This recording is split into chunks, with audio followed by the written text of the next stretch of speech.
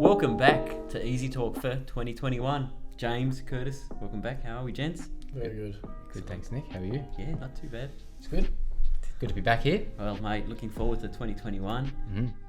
Yeah, we've been loving the utes a bit lately, but more the work utes. And we took a fun ute out. The video just went last week about the HSV GTSR Maloo. Yeah, well, do tell. I've stolen your thunder by taking Hiluxes and Rangers, and you've stolen my thunder by taking V8 supercharged rear-wheel drive. Snooze, you lose, mate. I'll tell you what. That's right. When the car comes up, you've got to take the keys. That's it. So, I had a scratchy throat, so I did the responsible thing and went and got a COVID test. Well, I would have ran the risk. But, for a GTSR Maloo, well, my favourite car. Yeah, look, ever. You can see from the video, the review, it's pretty special. I think so anyway. Yes, I'm the hot hatch driver and you're the V8 guy and you're the ute guy. Yep. But doesn't mean that we can't appreciate each one. And this, it ticks all the boxes. It's manual, it's Holden red. Yep. It's V8, it's got all these, it's got more kilowatts than you could imagine. Than you need with an empty tub. It's just a fantastic car. I had so much fun driving it. Yeah, well, 435 kilowatts. 474. No, I think that's a W1. No, you sure? Mm-hmm. Pretty sure Just it sit is. back and we'll just cut that.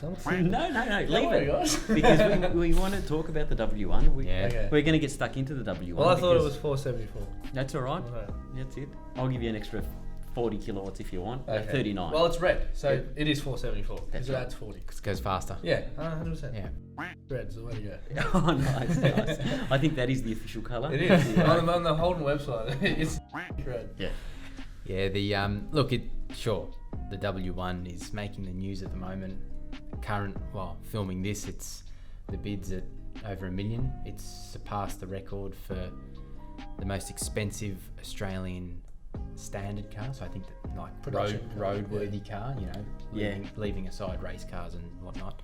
So it's already hit that record, and it's got a few days left to run. So by the time this video goes out, it might even be sold, and who knows what the end fee will be. But the impact that's even had on the GTSR Maloos, when I was researching the car before we did the video, there was 3 for sale. They're all gone, and now there's 2 available, and one of them is with kilometres on it, 350,000, and one of them with no kilometres on it is 450,000. That's cars that came out for, I think they were 110. Yeah, Yep. 110 a bit more. 4 years ago. No, they've blown up.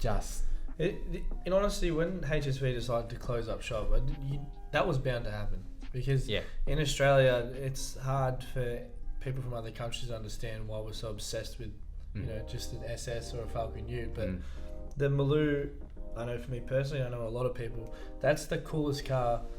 Aside from I think I've mentioned it before on the podcast. When you put aside the Aventadors and the Ferraris and all that stuff, that is the car. It's a big V8, it's a Ute. They look tough, they look aggressive, and now they're not making them. So, this was always going to happen.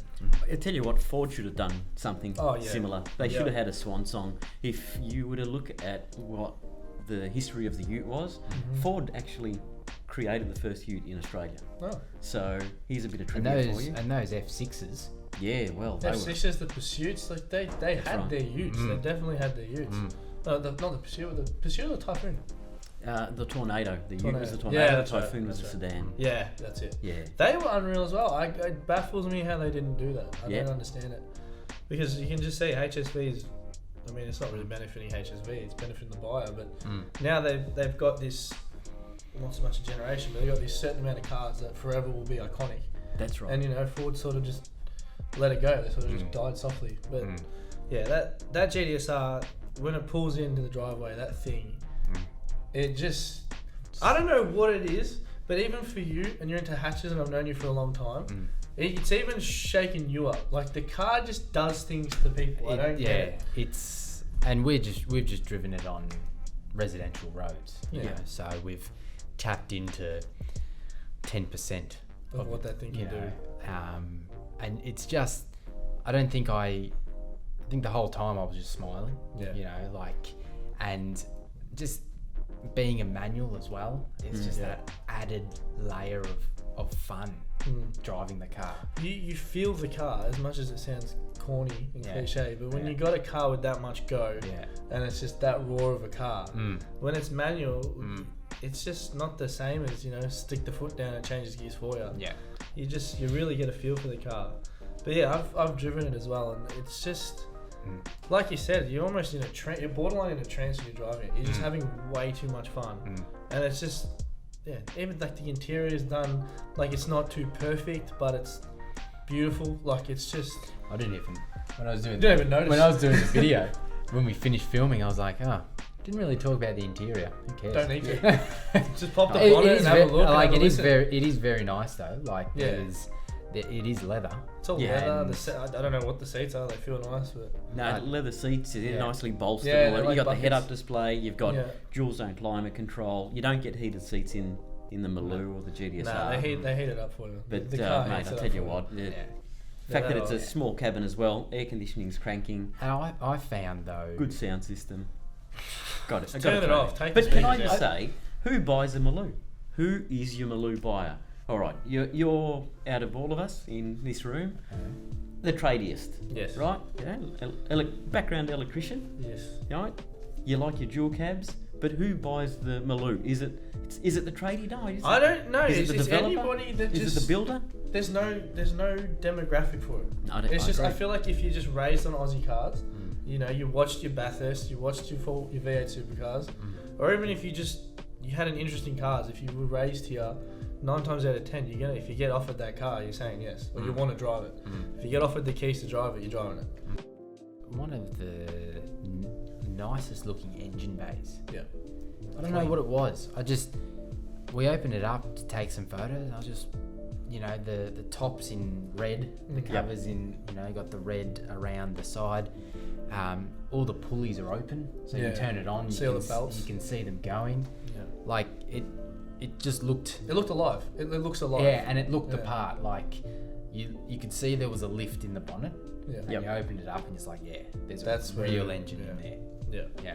It is. It feels like it looks like an alive, like a living, breathing engine. Like you just see it as a power plant. It's not like, you get your pop a bonnet of a German, I'm not even going to use a brand, but just a German sports car. And it's perfect, everything's covered, it's all like, neat. That thing is just big, oversized, thirsty engine, just chugging away. It's I don't know. I could talk about Maloos way too much. So then let's move away from that then. How long is the Holden and HSV used car boom going to continue?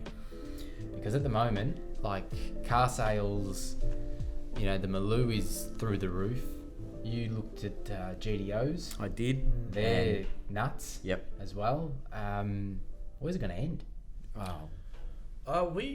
I went to a car dealership in Richmond. I can't remember the name exactly, but they've been buying out all HSVs and even VFs, and I've never seen so many Commodores and HSVs in a showroom where they sell very high-end cars. They were just flooding the joint. It was insane. So I don't know, if they're willing to pay, people are going to be willing to pay. Like you think of Australians, they love Holdens, they love their Commodores. It's not, I don't know how long it's going to go up for, but it's going to keep going up as time goes on, because obviously you can't get them. So hold on to them while you got them. Yeah, I think so. If you go on, put a car cover on it, put on blocks and leave it alone. Yeah, which is a big shame. You want to see these cars on the road. You want to see them on the street. You want to see them at a car show. And even if it's yours, you want to drive it. Well, that's right. You couldn't put one in my, if you gave me one in my driveway and said keep the K's low. Couldn't. Nah, just don't give it to me. Yeah, it'd be impossible to not want to drive it. Did I hear you say you want to go back to car shows again?